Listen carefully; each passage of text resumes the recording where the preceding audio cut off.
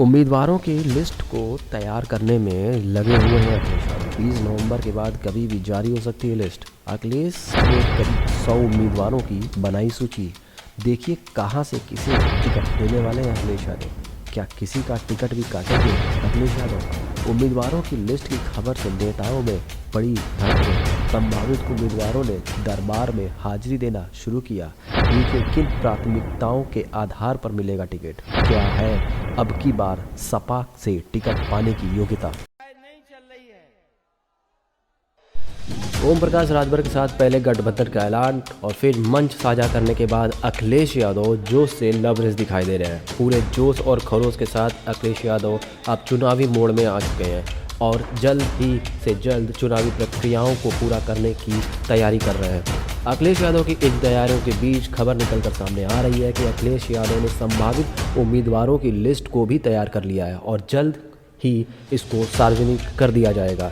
अखिलेश यादव की उम्मीदवारों की लिस्ट तैयार होने की खबर मिलने के बाद सपा के संभावित उम्मीदवारों के चेहरे पर चिंता, उम्मीद और डर के मिश्रित भाव देखने को मिल रहे हैं। सूत्रों की माने तो संभावित उम्मीदवार ने अब सपा दरबार में हाजिरी देना भी शुरू कर दिया है ताकि अपनी उम्मीदवारी को पक्का किया जा सके।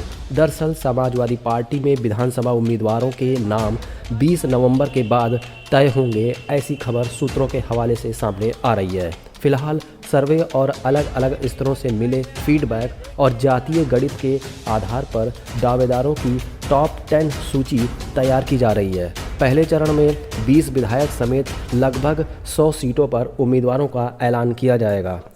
इससे पहले गठबंधन का गणित भी सुलझाया जाएगा। वर्तमान में प्रदेश में सपा के 48 विधायक हैं, लेकिन एक विधायक के बीजेपी में जाने के बाद अब 47 ही बचे हैं। इनके सीटों को छोड़कर अन्य सभी सीटों पर चुनाव लड़ने वालों के आवेदन मांगे गए हैं। ज़्यादातर विधानसभा क्षेत्रों में 30 से अधिक लोगों ने आवेदन किए हैं। पूर्वांचल की 15 सीटों पर 60 से 80 आवेदन मिले हैं।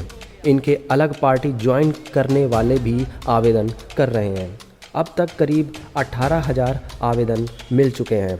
इसमें करीब 5,000 आवेदन महिलाओं के हैं। सूत्रों के मुताबिक आवेदकों द्वारा जमा किए गए शुल्क का मिलान भी किया जा चुका है। विधानसभा क्षेत्रवार आवेदकों की सूची के आधार पर टॉप 10 सूची बनाने के लिए पार्टी हाईकमान ने मानक तय किए हैं।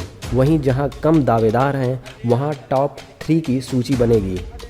इससे क्षेत्र में पकड़ रखने वाले स्वच्छ छवि, बेहतरीन शिक्षक और सियासी कैरियर बनाने को तहरीक दी जाएगी।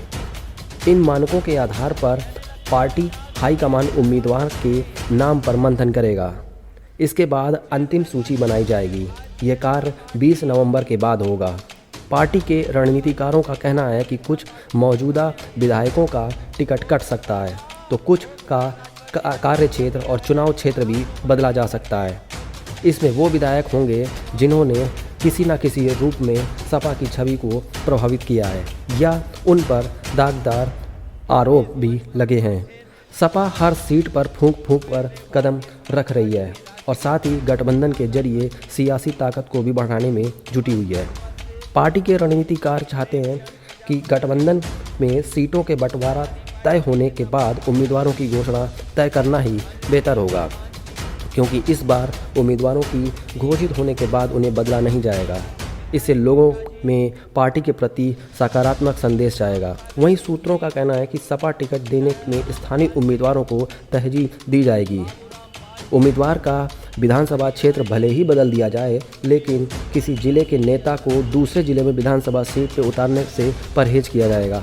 तमाम ऐसे मापदंड हैं जिनका पालन किया जाएगा और कोशिश की जा रही है कि इन सभी मापदंडों पर खरा उतरा जाए और इससे टिकट दिया जाए ताकि पार्टी को नुकसान न झेलना पड़े।